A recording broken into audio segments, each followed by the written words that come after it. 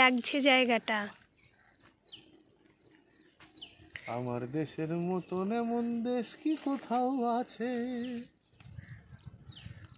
বহু কথা কও পাখি ডাকে, নিত্য হিজল গাছে, নিত্য হিজল গাছে। আমার দেশের মতন এমন দেশ কি কোথাও আছে?